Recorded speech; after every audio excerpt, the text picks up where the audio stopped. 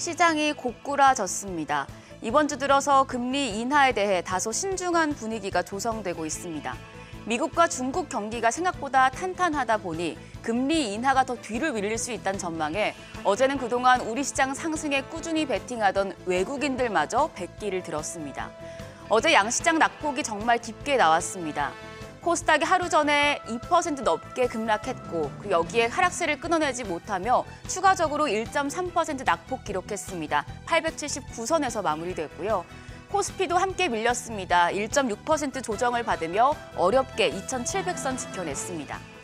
수급 상황을 보시면 유가증권 시장, 코스닥 시장 모두 개인만 홀로 사자 포지션을 보였습니다.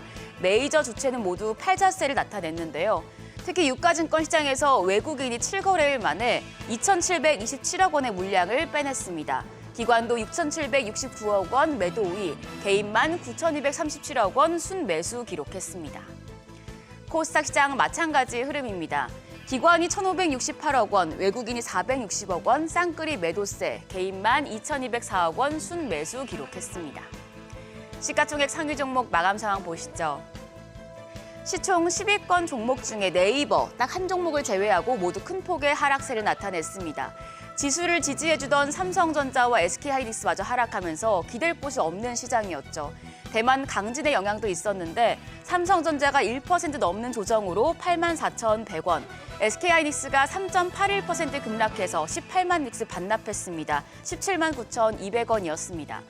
그리고 앞서서 테슬라가 차량 인도량 쇼크를 냈다 보니 유가증권 시장에서 LG에너지솔루션이 4.33%, 포스코홀딩스가 2.69% 크게 떨어졌습니다. 이렇게 퍼렇게 먹는 시장에서 네이버만 0.73% 상승세 기록하며 19만 3,400원에 마감했습니다. 코스닥 시총 상위 종목에서도 2차 전지 관련주들이 큰 낙폭을 기록했습니다. 에코프로비엠이 6.12% 하락해 24만 5,500원, 에코프로가 7.21% 급락해서 56만 6천 원이었습니다. 그리고 반도체 소부장주 중에서도 HPSP가 6.32% 하락세 기록했습니다. 지금 미국 국채금리 상승세에 성장주들이 압박을 받고 있지만 2차 전지 전해핵 기업인 엔캠 어제 20% 넘는 시세 분출했습니다. 미국 정부가 중국 자본이 25% 이상 투입된 기업에 부품이 들어간 전기차에 대해서 보조금을 끊었는데요. 이에 배터리 핵심 부품에 대한 기대감이 커진 영향이었습니다. 환율 보시죠. 고점을 높여가던 환율이 조금 꺾였습니다. 어제는 3원 20전 내리면서 1,348원 90전에 거래 마쳤습니다.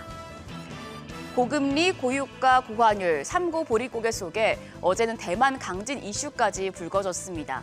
대만에서 7.2의 강진이 발생해 TSMC 등 주요 반도체 기업들이 가동을 일시 중단하면서 반도체 생산 차질 우려가 나왔습니다. 우리 시장에서 유일하게 잘 나가고 있는 반도체주에 충격을 주는 건 아닌지 걱정되는 상황이죠. 그런데 이번 강진이 반도체 업계에 어떤 영향을 주는지 잘 따져보셔야 합니다. 시티그룹에 따르면 대만이 전 세계 D램 반도체 공급 능력의 한 15% 정도를 차지합니다. 이번 강진으로 공급망 차질이 불가피하다면 반도체 생산 업체들은 이번 가격 협상에서 가격을 올릴 수 있는 겁니다. 실제로 대만 강진 뒤에 3대 메모리 반도체 기업 마이크론과 SK하이닉스, 삼성전자 모두 D램 가격 책정 논의를 중단했습니다. 더 비싼 값을 받고 팔 수 있기 때문이죠. 시티그룹에서는 이번 2분기 D램 가격이 1분기보다 두 자릿수의 상승률을 기록할 것이라고 전망했는데요. 이런 분석에 간밤 미증시에서 마이크론이 5% 넘게 급등했기 때문에 적어도 오늘 우리 시장에서 반도체 투톱이 받는 충격은 적을 것으로 예상됩니다.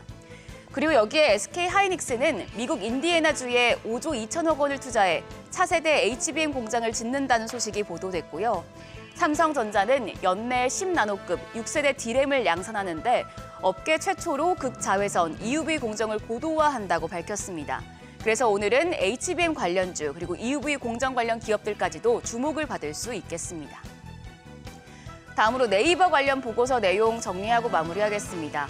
어제 퍼렇게 멍든 유가증권 시장에서 유독 빛났던 종목 바로 네이버였죠. 코스피 시총 상위 28개 기업 중에 딱 네이버 한 종목만 올랐습니다. 지지부진한 모습을 보이던 네이버 이번 주 들어서 시총 10위를 회복하는 등 눈에 띄는 흐름 기록 중인데요. 어제는 사내의 모든 기술 분야에 인공지능 AI를 적용하고 AI 중심으로 조직을 세분화한다고 밝혀서 주가가 상승했습니다. 증권가에서는 네이버의 성장성에 주목하고 있습니다. 한화증권에서는 네이버 1분기 실적이 예상치를 부합할 것이라며 단기 반등이 가능한 구간이라고 분석했습니다. 웹툰과 커머스, B2B를 중심으로 수익성이 개선될 텐데 주가와 커머스 사업 둔화 등의 우려를 이미 선반영했다며 앞으로 반등할 가능성이 높다고 봤고요. 한국투자증권에서는 네이버가 성장률 둔화 구간에 진입할 것이란 우려는 크지만 이커머스 시장에서 회복 조짐을 보이고 있다는 부분에 초점을 맞췄습니다. 한국 시장에 알리와 테무 등 중국 직구 플랫폼이 뜨다 보니 네이버의 영향력이 줄어들 것이란 분석이 많이 나오고 있죠. 그런데 이렇게 중국 직구 플랫폼들이 새로운 시장을 공략하면서 마케팅 폭격을 하기 때문에 광고 시장은 수혜를 받는다고 합니다. 작년 테무 등이 미국을 공략하는 과정에서 구글과 메타가 중국의 수혜를 받았다고 밝힌 바 있는데요. 한국투자증권은 이처럼 네이버와 카카오까지도 광고 수익을 높일 수 있다고 판단했습니다. 여기까지 어제장 정리하면서 특징적인 부분들 자세하게 짚어봤습니다. 금리 인하 기대감은 한 걸음 더 멀어졌지만 반도체에 대한 기대감은 여전히 살아있는 시장입니다. 시장에 영향을 주는 이슈들 꼼꼼하게 살피시면서 대응하시길 바랍니다. 지금까지 어제장 오늘장이었습니다.